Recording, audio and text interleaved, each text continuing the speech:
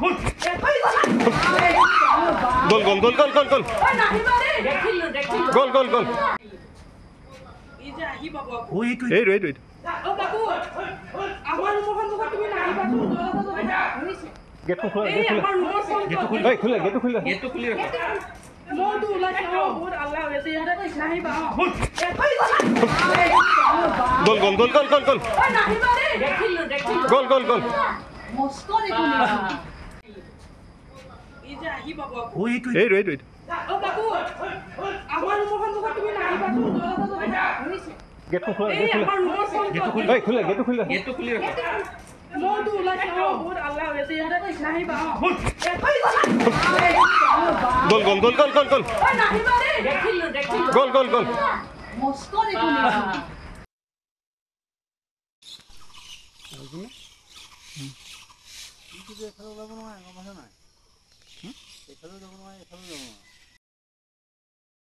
আবেলি সময়ত মানে দেখিলোঁ তাত মহটো সোমাই আছিলে।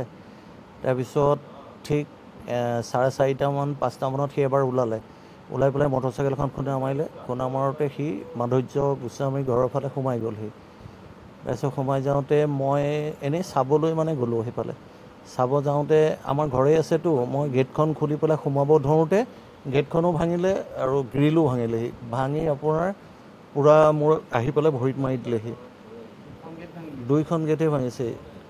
তাৰপিছত ফৰেষ্টে কি কৰিলে নাজানো, মইতো ইনজৰি হৈ গ'লোঁ আৰু। নাই, ভৰিটো আপোনাৰ ৰচৰে কৰিব নোৱাৰোঁ। ইয়াত আপোনাৰ গোটেই অপাৰেশ্যন কৰিব লাগিব। এইটো পূৰা ফাটি গৈছে, তাৰমানে হাড়টো গুড়াই হৈ গৈছে আৰু পূৰা বহুত জোৰচেকৈ মাৰিছেতো। তাৰমানে চাওক, এইটো একেবাৰে তেজপুৰ টাউন হয়, এইখন মেইন টাউনৰ মাজত যদি এটা বনৰীয়া মহে 7 দিন ধৰি এনেকৈ মানুহৰ মাজত আতংক সৃষ্টি আছে। মানুহ ওলাব নোৱাৰিছে। 5টা বজা 4টা বজা আন্ধাৰ হোৱালে মানুহ ঘৰত সোমাই যায়। এইটো দেখি আছে, প্ৰশাসনে দেখি আছে, বন বিভাগেও দেখি আছে, কিন্তু এই ব্যৱস্থাটো নোলোৱাটো বৰ লাজৰ কথা হৈছে।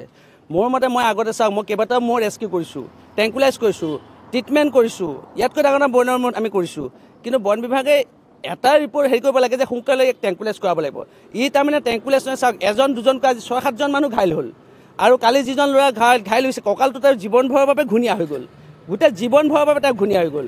সেইকাৰণে মই যদি খুব সোনকালে পাৰে ট্ৰেংকুলাইজটো কৰক, আৰু যদি নোৱাৰে 144 দিয়ক।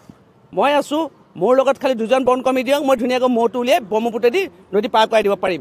কিন্তু সেইটো 144 দিব লাগিব, কাৰণ সি যোনফালে যাব সেইফালে কিন্তু মানুহ ঘাইল কৰি যাব। কালি নিপেন দা আছে, আমাৰ টুটুমণি আছে, মাইনা আছে, এওঁলোক এই কেইজনমান ব্যক্তিয়ে ওলাই পেলাই কাম কৰি আছে। বাকীসকলতো ঘৰৰ ভিতৰত সোমাইছে, উপায় নাই। লাইফ আতংক জীৱনৰ। এটা বাচ্ছা যদি ৰাস্তাত ঘূৰি ফুৰে, বাচ্ছাটোকে যদি মাৰি দিয়ে, আপুনি ঘৰত তাৰমানে এনেকুৱা হৈ গৈছে, ঘৰৰ গেটখন খুলিবলৈ সাহ নকৰিছে, গেটখন মাৰিবলৈ আহিব সাহ নকৰা হৈছে মানুহ। আৰু ই ক'ৰ পৰা জুপি থাকে থ'ব নোৱাৰি, ঘপকৈ আহি যায় খেদি, ঘপকৈ চোচা লৈ আহে। আৰু হাতী এটা হ'লে আমি দেখা পাম, তাকতো দেখা নাপাওঁ। কালি মই তাৰ লগতে আছোঁ, মই সেইকাৰণে সি ক'ত যায় ক'ত সোমাই একদম পূৰা চাই আছোঁ। আৰু মই মানুহক সেইকাৰণে কৈছোঁ, মই বহুতক ফোন কৰি, মোক আপুনি খালি ঘৰৰ দৰ্জা গেটখন নুখুলিব। এতিয়া এই আতংক শেষ কৰা এটাই উপায় আছে, ট্ৰেংকুলাইজ, আৰু নহ'লে 144 দিয়ক। আগতে আমি 144 দি পেলাই হাতী উলিয়াই লৈ গৈছোঁ তেজপুৰ টাউনৰ পৰা, গৰু উলিয়াই লৈ গৈছোঁ, মহো উলিয়াই লৈছোঁ। কিন্তু এটা কি কাৰণে এনেকুৱা কৰি আছে বুজি পোৱা নাই। কিন্তু খুব কম দিনৰ ভিতৰত কিন্তু এটা ঘটনা হ'ব, কিন্তু মহৰ হাতত মানুহৰ মৃত্যু হ'ব। এতিয়ালৈকে হোৱা নাই, কিন্তু হ'ব। হ'ব, এজনটো হৈ আছিল, এজনটো হ'বই আছে, মূৰত দুখ পাইছে ন, গুৱাহাটী ৰেফাৰ কৰিছে বোলে এজনক। লাওখোলা কেনেকৈ কাহিনী, ইমানখিনি পাছতো যদি আৰু নকৰে, তেনেহ'লে কিন্তু ৰাইজে কিন্তু ইয়াৰ পিছত আৰু যদি কিবা ঘটনা হয়, তাৰ বাবে কিন্তু ৰাইজ দায়ী নহ'ব, কিন্তু প্ৰশাসন দায়ী হ'ব, বন বিভাগ দায়ী হ'ব। কালি প্ৰায় 10টা বজাত মানুহখিনিও আহি আছে, মানুহবিলাকতো গম নাপায়, ৰাস্তা দি আহি আছে।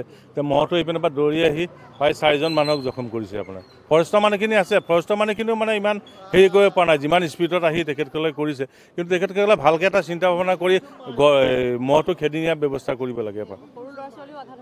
সৰু ল'ৰা ছোৱালী তেনেকৈ আঘাত হোৱা নাই, চব মানুহবিলাক আমি ঘৰত সোমাই দিছোঁ। আৰু সৰ্বগতিকে তেখেত আছে আমাৰ লগতে, তেখেতেই বস্তু চবকে হুলস্থুল কৰি ঘৰে ঘৰে সোমাই দিছে, আৰু মহটোৰ লগতে দৌৰা দৌৰি কৰি আছে তেখেতে। আৰু এসপ্তাহে হৈ গ'ল, বহুত ভয় কাৰণ হৈ গৈছে। আজি 5জন মানুহ জখমী হৈ গৈছে। আপোনাৰ 5জন মানুহে জখমী হৈ গৈছে। গোটেই মানুহকেইজনে কাৰোবাৰ ভৰি ভাঙিছে, কাৰোবাৰ হাত ভাঙিছে, এজন গুৱাহাটী গৈছে। আপোনাৰ ফৰেষ্টে ভালকৈ ব্যৱস্থা এটা কৰি সেইটো ঘৰটো হাতীটো লৈ যাব লাগে। মইতো এতিয়া বৰ্তমান ক'ত আছে আমি ধৰিব পৰা নাই। ৰাতি 2টা বজাত এইপিনেদি ওলাই গৈছে, ওলাই পেলাই ক'ৰবাত চাগে এইপিনে আছে ভিতৰে পাৰি, ওলাই যোৱা নাই। সন্ধিয়া হ'লে আতংকৰ সৃষ্টি হয়।